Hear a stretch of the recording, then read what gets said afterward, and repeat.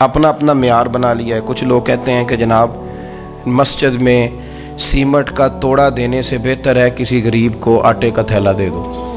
اب اس نے اپنا مزاج بنا لیا نا نیکی کا، اس نے اپنا سٹیٹس بنا لیا ہے۔ میرا یہ سوال ہے کہ نبی پاک صلی اللہ تعالیٰ علیہ وسلم جب مدینہ شریف آئے تھے تو حضور نے سب سے پہلے غریبوں میں آٹا تقسیم کیا تھا کہ سب سے پہلے مسجد بنائی تھی؟ کیا عجیب لوگوں کا رنگ ہے، اپنی مرضی کی ہدایت، اپنی مرضی کا تقوی، اپنی مرضی کا معیار۔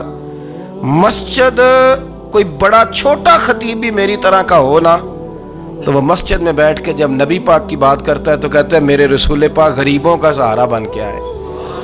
وہ غریبوں کی بات کرتا ہے، مسکینوں کی، لاچاروں کی، کمزوروں کی بات۔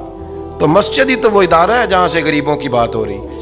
تو اب لوگوں نے غریب کو اور مسجد کو لڑانا شروع کر دیا، اس کو لڑاؤ کہ مسجد میں پیسے دینے سے بہتر ہے آپ غریب کو آٹے کا تھیلا دے دیں۔ آپ یہ کیوں نہیں کہتے کہ مسجد میں بھی آپ توڑا دیں ایک سیمنٹ کا اور ساتھ غریب کو بھی خدمت کریں؟ یہ کیوں نہیں تقویٰ؟ اپنی اپنی مرضی کا مزاج، اپنی اپنی۔ کچھ لوگ کہتے ہیں چھوڑو جی، ساری زندگی انسان نماز پڑھتا رہے اور پھر گالیاں بھی دیتا رہے، بندہ داڑھی بھی رکھ لے اور جھوٹ بولنا بھی نہ چھوڑے۔ تو یہ آپ نے اپنے پاس سے تقوی کا معیار بنایا ہے۔ گالی دینے کا گناہ ہے اور داڑھی رکھنے کا ثواب ہے۔ تو اگر آپ داڑھی رکھے ہوئے ہیں اور آپ کوئی غلطی کر رہے ہیں تو اس سے آپ کی داڑھی کا ثواب ختم، اللہ کرے آپ کو سمجھ آئے میری بات۔ آپ کوئی غلطی کر رہے ہیں، داڑھی کا ثواب اس سے ختم، وہ اپنی جگہ پہ قائم ہے چیز۔ اپنی مرضی کا کیوں تقوی کا معیار بناتے ہیں؟ تقوی کا مزاج اپنی مرضی کا نہ بناؤ۔ اللہ کی بارگاہ سے دعا مانگو کہ یا اللہ ہمیں ہدایت کا نور عطا فرما، اللہ تو ہمیں رستہ دکھا، تو بتا کہ ہدایت کیا ہے۔ تو رب فرماتا ہے اللہ ولی الذین آمنوا، اللہ مومنوں کا مددگار ہے، یخرجہم من الظلمات الی النور، وہ انہیں اندھیروں سے نکالتا ہے اور نور کی طرف روشنی عطا فرماتا ہے۔ اندھیروں سے نور کی طرف اللہ لاتا ہے۔ اللہ ولی، اللہ مومنوں کا ولی ہے، وہ انہیں اندھیروں سے نور کی طرف نکالتا ہے۔ ہدایت ہمیشہ اللہ کی طرف سے سمجھے۔ جب وہ نماز کی توفیق دیتا ہے تو اپنے فضل سے دیتا ہے، جب وہ ذکر کی توفیق دیتا ہے تو اپنے فضل سے۔ ہم سمجھتے ہیں ہو جی فلانا نہیں پڑھ رہا بڑا بیوقوف ہے، فلانا نہیں پڑھ رہا، تو تم کیا اپنی عقل کے زور پہ پڑھ رہا ہے؟ میں جی اللہ کے فضل سے 2 سپارے پڑھتا ہوں، تو کس پہ احسان کرتے تو 2 سپارے پڑھ کے رویا کر کہ اگر مالک تو بڑا قریب نہیں۔ بڑے لوگ ہیں جن کو پورا قرآن حفظ ہے پر انہیں پڑھنے کی توفیق نہیں، تو انہیں فضل کیا اور مجھے توفیق دے دی ہے پڑھنے کی۔ رویا کر، پڑھ کے رویا کر، راتی ساری کر کر زاری، وہ نیند اکھاں تھی توندے تے فجرے اوہی گناہگار کہاون سب تو نیوے ہوندے۔ مہربانی کریں، ڈریں، نیکی کریں تو پھر ڈریں، پھر احساس پیدا کریں، پھر اپنے اندر وہ کمزوری لائیں کہ توبہ توبہ مجھے تو پتہ ہی نہیں، تو جانتا ہی نہیں۔ حضرت سیدنا امام اعظم ابو حنیفہ رحمۃ اللہ تعالیٰ علیہ کے ساتھ ایک شخص کہتا میں نے نماز پڑھی تو عشاء کی نماز تھی۔ یہ جو لوگ بڑے ہوتے ہیں نا، جن کے پیار کرنے والے بڑے ہوتے ہیں، ان کے گرد خوف بھی بڑا ہی ہوتا ہے، انہیں بڑا ڈر لگتا ہے، بڑی بعض اوقات آزمائش ہوتی ہے ان کی۔ عشاء کی نماز کہتے پڑھی تو امام صاحب نے نا عشاء کی نماز میں تلاوت کی آیتیں فَمَن يَعْمَلْ مِثْقَالَ ذَرَّةٍ خَيْرًا يَرَهُ وَمَن يَعْمَلْ مِثْقَالَ ذَرَّةٍ شَرًّا يَرَهُ، فرمایا جو ذرہ برابر خیر کرے گا وہ بھی قیامت میں دیکھے گا، اور جو ذرہ برابر شر کرے گا وہ بھی قیامت میں اس شر کو دیکھے گا، اس کے سامنے آئے گا۔ تو وہ شخص کہتا ہے کہ سارے لوگ نماز پڑھ کے چلے گئے تو امام صاحب رحمۃ اللہ علیہ نے اپنی داڑھی پکڑی ہوئی، رو رہے ہیں، کہتے ہیں وہ ذرہ برابر نیکی کا بدلہ دینے والے، وہ ذرہ برابر شر پہ سزا دینے والے میری سفید داڑھی کو دیکھ، مالک میرے ذرے ذرے سامنے نہ لانا، لوگ تو میری بڑی قدر کرتے ہیں دنیا، میں تو بڑا پہچانا جاتا ہوں، لوگ تو میری راہوں میں پھول لیے کھڑے ہوتے ہیں، مجھے بڑا نوازتے ہیں، قیامت میں رسوا نہ کر دینا، میرے لیے مشکل ہو جائے گی۔ وہ کہتے ہیں میں نے امام صاحب کا درد دیکھا، مجھے کوئی کام تھا تو میں چلا گیا، میں نے کہا کہ وہ اس وقت اللہ کے حضور حاضر ہیں تو میں دوبارہ آؤں گا۔ کہتے ہیں میں تہجد کا وقت آیا تو امام صاحب وہیں بیٹھے تھے اور ان کی داڑھی آنسوؤں سے بھری ہوئی تھی اور زور سے داڑھی پکڑی ہوئی، کہنے لگے مالک رسوا نہ کر دینا، قیامت میں رسوا نہ کر دیں۔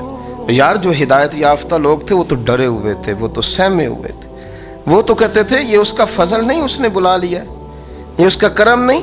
حضرت باعزید بسطامی کسی کافر کو دیکھتے تو رو پڑتے، کہتے مالک تو کتنا قریب ہے، یہ بے ایمان رہ گیا، تو نے اپنے فضل سے مجھے اپنے نبی کا غلام بنا لیا، وہ رو پڑتے۔ یہاں تو لوگوں کا دعویٰ ہی بڑا ہے۔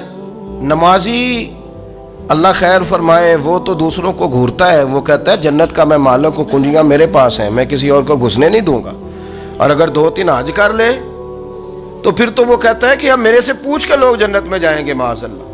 اور اگر وہ 2 4 5 7 دفعہ کوئی نفل پڑھ لے تو پھر وہ کہتا ہے چھوڑیں جی سارے لوگ بے عمل ہیں، میں اکیلا نیک ہوں۔ نہ ایسا کریں، اپنی توجہ اپنے رب پہ رکھیں، اپنی توجہ اپنے معین الملت والدین، عطائے رسول، ہند الولی، غریب نواز، خواجہ معین الدین چشتی، حضرت خواجہ اجمیر، شاہ اجمیر، والی ہندوستان۔ آخری عمر میں نا سارا دن روتے گزر جاتا، ساری رات روتے گزر جاتے، ذرا سی کوئی بات کرتا تو رو پڑتے ہیں، آنکھیں آنسوں سے بھری رہتی۔ کئی دفعہ اپنے بھی پریشان ہو جاتے ہیں نا کہ یار تو ایک بات کی جان ہی نہیں چھوڑ رہا۔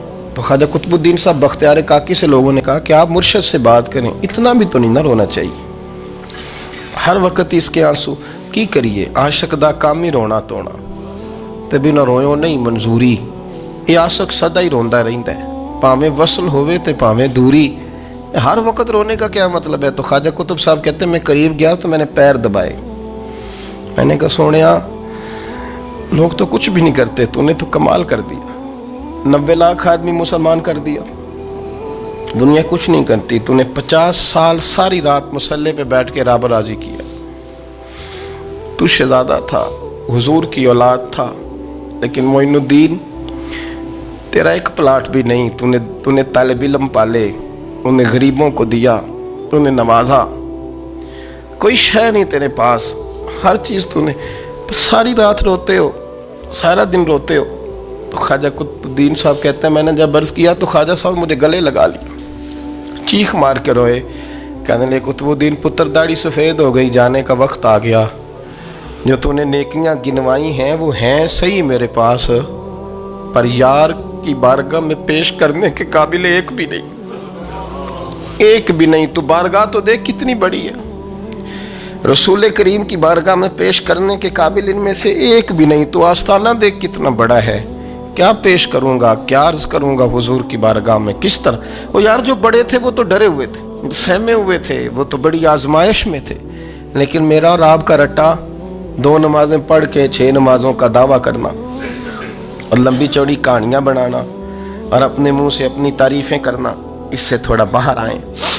رزق بھی میرا اللہ ہی دیتا ہے، علم بھی اللہ دیتا ہے، رزق بھی۔ بڑے بڑے فقیروں کو مالدار ہوتے دیکھا، بڑے بڑے مالداروں کو فقیر ہوتے دیکھا، بڑے بڑے، میرے ایک بڑا سخی قسم کا سجن ہے، بڑا پیارا ہے، میں اسے سخی مانتا ہوں، میں نے اپنی پریشانیوں کے دنوں میں بھی اس شخص کو سخی دیکھا۔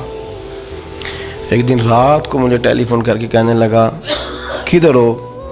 میں نے کہا میں گھر ہوں۔ نہیں اکثر سفر میں ہوتے ہو نا؟ میں نے کہا طبیعت کیسی ہے؟ ٹھیک ہے، بس حال چال پوچھنا تھا۔ میں نے سمجھا، میں نے کہا یار یہ کوئی مسئلہ ہے، ورنہ رات کے 2 بجے کوئی حال پوچھنے کو فون تو نہیں نہ کرتا، کوئی مطلب ایسا تو مسئلہ نہیں نا۔ تو میں نے بیک کال کی، میں نے کہا یار میری بات سن، مسئلہ کیا؟ کہ نہیں کچھ نہیں دل کر رہا تھا۔ میں نے کہا میری گل سن، رہے ہیں اسی 4-5 سال کٹھے، میں تین جاننا، اصل بات کر۔ کہنے لگا مکان بھی بڑا ہے، سارا کچھ ٹھیک ہے، پر وہ بڑا ہی بے نیاز ہے، کچھ حالات اس قسم کے آ گئے ہیں کہ لوگوں کو بتاؤں بھی تو لوگ ماننے کو تیار نہیں، زیادہ نہیں، مجھے نا تھوڑے سے پیسوں کی ضرورت ہے، کوئی 15-20 ہزار اگر مل جائیں، میری ضرورت۔ آپ یقین کریں میں روتا رہا ساری رات۔ میں نے کہا مہربانہ تیرا کس طرح کرانگے، اس سے لے کے زمانہ استعمال کرتا تھا، پر بے پرواہی ویکھ نہ سجڑ دی، جتھے کسے دی پیش نہ جاوے، انہیں تاجاں والے در در رولے تے منگتے ہیں تخت بٹھاوے۔